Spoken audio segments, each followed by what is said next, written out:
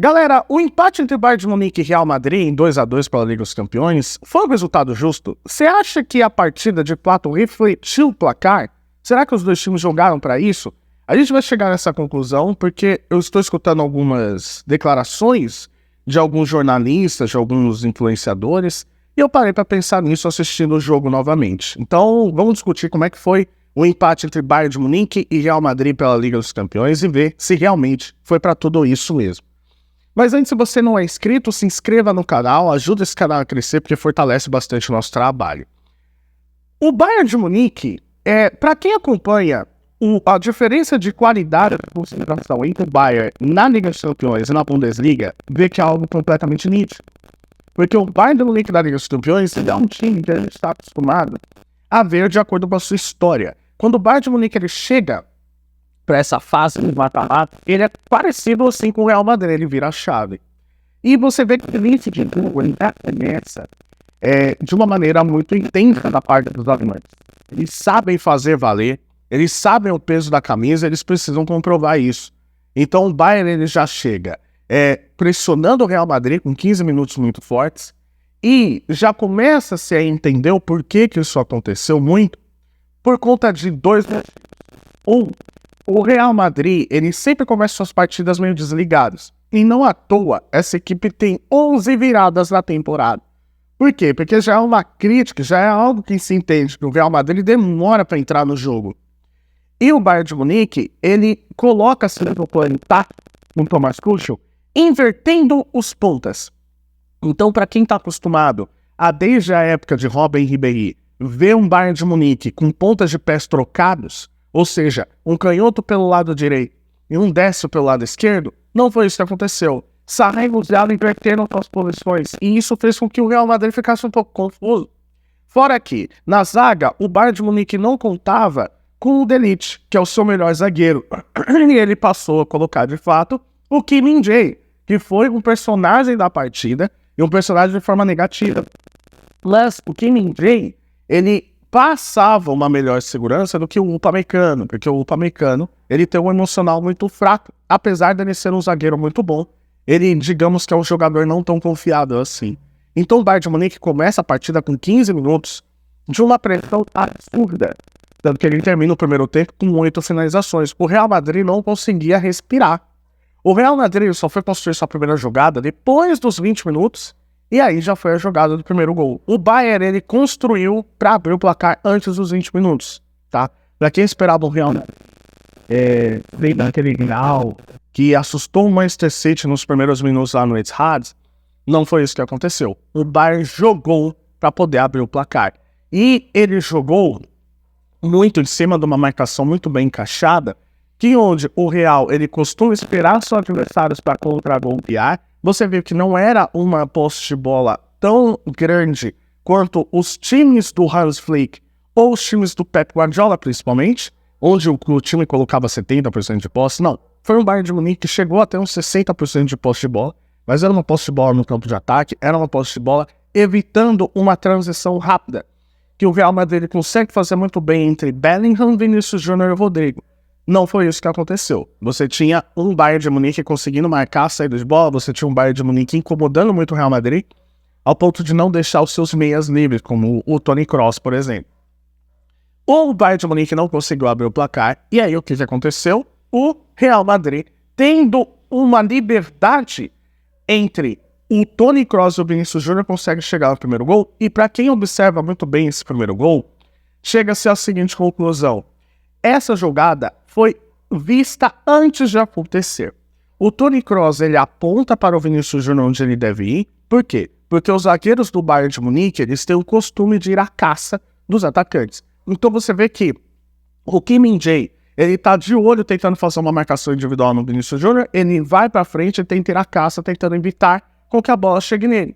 Só que o Vinícius Júnior ele faz uma movimentação de falso 9. Então ele espera o Kim Min-jae dar o bote para ele contornar, digamos assim, enganar e conseguir dar velocidade. Velocidade por velocidade, Kim Min-jae não pega o Vinícius Júnior. E aí o Toni Kroos ele aponta para onde o Vinícius Júnior deve ir, fazendo um passe absurdo e uma movimentação absurda. Então esse gol, para quem gosta de analisar muito taticamente, é um gol perfeito. Porque foi um gol que não foi por acaso, não foi um gol só de genialidade. Foi um gol que ele mostra um ensaio, uma movimentação e um entendimento do que os zagueiros do Bayern de Munique fazem. Porque o Bayern de Munique já fez isso contra o Leverkusen, por exemplo.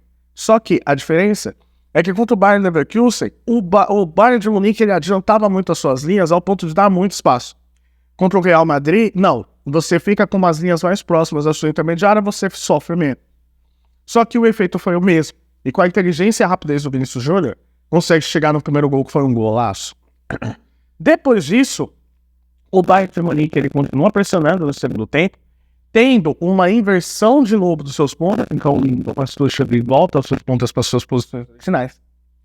E você tem uma substituição que fez total diferença também. Porque o Leon Goretzka, no primeiro tempo, ele estava como um meia mais adiantado apoiando no ataque.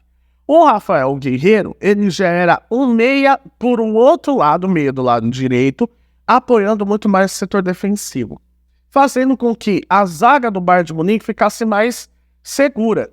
Ou seja, ele apoia de uma forma defensiva. E aí o que acontece? Você tem uma liberdade maior para os atacantes do Bayern de Munique conseguir se movimentar, tendo mais proteção na marcação. Então você tem todos os jogadores de volta na sua posição, o Bayern de Munique ele começa pressionando também. Então ele volta àquele ritmo dos primeiros 20 minutos do primeiro tempo. E aí você tem uma jogada onde o Sané ele consegue ver uma liberdade maior ali pelo seu lado direito, ele corta para dentro e bate no canto direito do Lunin. E aí o que acontece? O Bayern de Munique vai para cima, a torcida ela sente o bom momento do time, e o Bayern de Munique consegue chegar à virada também com o Musiala, que jogou demais. O Musiala ele vai para dentro, consegue fazer uma jogada individual, sofre o pênalti. E bem ali do lado, onde o Real Madrid estava sofrendo também com a ausência do Carvajal. Sentiu a diferença no Carvajal, que é o lateral que consegue apoiar também no ataque, que consegue defender melhor. E o Real Madrid estava sofrendo, né, com a ausência do jogador espanhol. O que o Bayern de Munique faz? Harry Kane, que não teve tantas oportunidades assim no jogo, consegue chegar à virada. E aí, para quem fica falando que o Real Madrid não sente, o Real Madrid sentiu, tá?